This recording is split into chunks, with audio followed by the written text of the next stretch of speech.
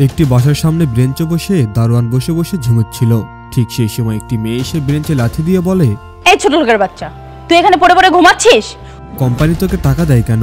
ঘুমানোর জন্য? ডিউটি কে পালন করবে? তুই করবি না তোর বাপ করবে? আজকে আমার কোম্পানিতে কোটি টাকার ডিল হবে, ক্লায়েন্ট আসবে, যদি এসে দেখে তুই এখানে ঘুমাচ্ছিস কি হবে বুঝতে পারছিস? আমার কোম্পানির মান সম্মান থাকবে? শোন, তোকে একটা কথা বলছি, আজকে সারাটা দিন তুই দাঁড়িয়ে দাঁড়িয়ে ডিউটি করবি, এক সেকেন্ডের জন্য যদি তুই ঘুমাস না, কেউ বুঝতে পারছিস, তোকে আমি চাকরি থেকে আউট করব। এই বলে মেয়েটি সেখান থেকে চলে গিয়ে গেট খুলে ভিতরে প্রবেশ করে। কিছুক্ষণ পর একটি ছেলে ভিতরে যেতে লাগলে দারোয়ান বলে, আলিফ তুই? ভাইয়া তুমি এখানে? আমি তো এই কোম্পানির সিকিউরিটি গার্ড অনেক বছর ধরে। ছেলেটি বলে, এটা আমাকে কখনো বলো নাই কেন? দারোয়ান বলে, আমি তো কই নাই ভাই, তুই কত ভালো জায়গায় পড়ালেখা করছস, আর তোর কত ভালো ভালো বন্ধু বান্ধব, হেরা যদি শুনে তোর ভাই সামান্য একটা সিকিউরিটি গার্ড। তোর কি ভাই মান সম্মান থাকবো ক? ছেলেটি বলে, কি বললা ভাইয়া তুমি? মান সম্মান? আমি যদি বলি যে আমার ভাই একজন সিকিউরিটি গার্ড, আমার মান সম্মান চলে যাবে? এরকম মান সম্মানের আমার কোনো দরকার নাই।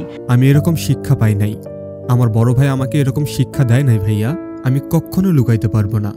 আর তুমি কি বলতেছো? যে এই পরিচয়টা লুকাইতে কখনো পারবো না, এই পরিচয় দিয়েই তুমি আমাকে এত বড় করছো।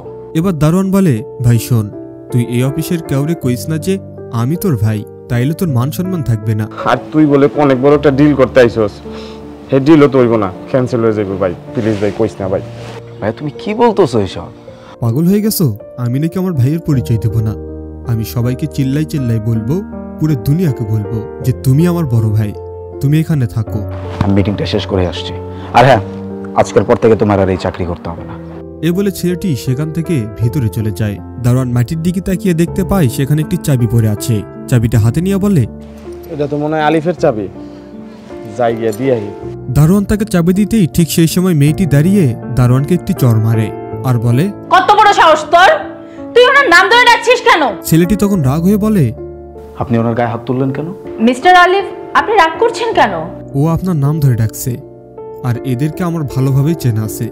ছেলেটি বলে, আপনার ফ্যামিলিকে আপনাকে এই শিক্ষা দিয়েছে যে বড়দের সাথে এরকম খারাপ ব্যবহার করতে হয়? আর আপনি তো একটা কোম্পানির ওনার, একটা এমপ্লয়ির সাথে এরকম ব্যবহার করেন আপনি?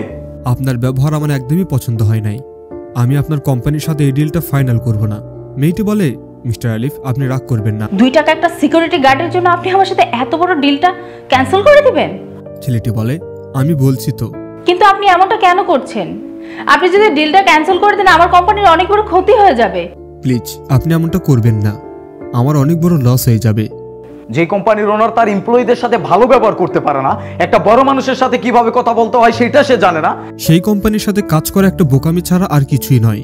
মেয়েটি বলে, আপনি এই বেদবের বাচ্চার জন্য আমার সাথে ডিলটা ক্যান্সেল করবেন? হ্যাঁ করব, কারণ উনি আমার ভাই। কি? একদম ঠিক শুনেছেন, উনি আমার ভাই, আমার রক্তের আপন বড় ভাই। তখন মেয়েটি বলে, আমি না জেনে ওনার সাথে বাজে ব্যবহার করেছি, আপনি প্লিজ দয়া করে ডিলটা ক্যান্সেল করবেন না, আবার অনেক বড় লস হয়ে যাবে। ছেলেটি বলে, এরকম মানুষের সাথে আমি কোনো রকমই কাজ করতে পারবো না। তার ভাইকে বলে, ভাই চলো। এ বলে তারা সেখান থেকে চলে যায়, আর মেয়েটি আফসোস নিয়ে সেখানেই বসে থাকে। আচ্ছা শুনো, তুমি শুয়ে থাকো, আমি ফ্রেশ হয়ে আসি। আচ্ছা ঠিক আছে। ওকে। এ বলে মেয়েটি সেখান থেকে উঠে যায়। বিল্ডিং এর নিচে দেখতে পাওয়া যায় একজন হেঁটে যাচ্ছে। ছেলেটি সেখান থেকে উঠে গা টানা দিয়ে তাকাতেই নিচে সেই ছেলেটির দিকে নজর পড়ে। ছেলেটি বলে, আরে সনের হাজবেন্ড চলে আসছে, কি করবো এখন? কি করবো? একটা কাজ করি, সনিয়াকে ডাক দিই, যাই। এদিকে তার হাজবেন্ড সিঁড়ি বেয়ে উপরে উঠছিল। ছেলেটি দরজার কাছে গিয়ে মেয়েটিকে ডাক দিলে দেখা যায় মেয়েটি কানে হেডফোন দিয়ে ফ্রেশ হচ্ছিল, যার কারণে তার ডাকটি শুনতে পায়নি। এদিকে তার হাজবেন্ড সিঁড়ি বেয়ে উপরে উঠছিল, অপরদিকে ছেলেটি তাকে বারবার ডেকেই যাচ্ছিল, কিন্তু মেয়েটি কোনোভাবেই তার কথা শুনতে পাচ্ছিল না, কারণ তার কানে ছিল ইয়ারফোন।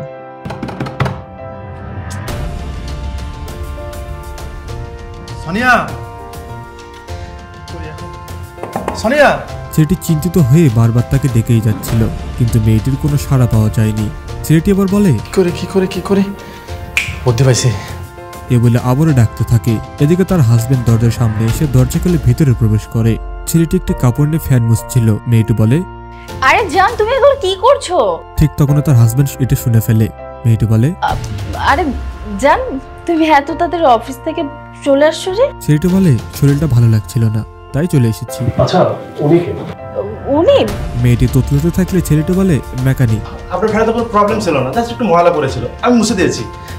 আপনি চাইলে তো একা একাই পারতেন, আমাকে কেন ডাকলেন? মেয়েটি বলে, ফ্যানটা অনেক উপরে তো, আমি চাইলেও পরিষ্কার করতে পারতাম না। তাই তো আপনাকে ডাকলাম।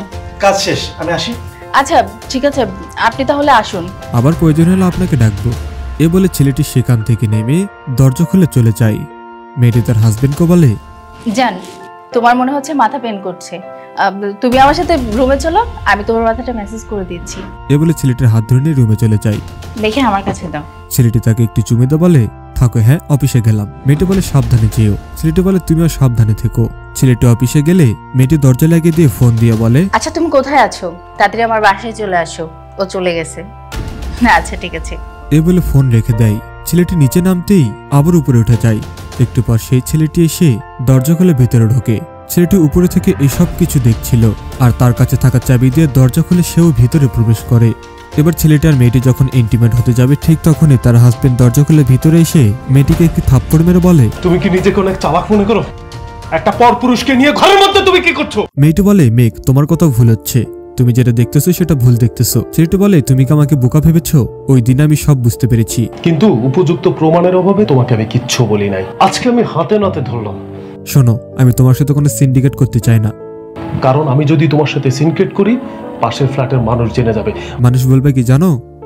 মেঘের ওয়াইফ পরকিয়া করতেছে একটা পরপুরুষের সাথে, তাহলে ইজ্জতটা তোমার যাবে না, আমার যাবে।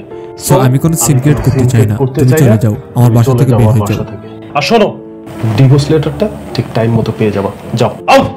এ বলে মেয়েটিকে বাসা থেকে বের করে দেয়।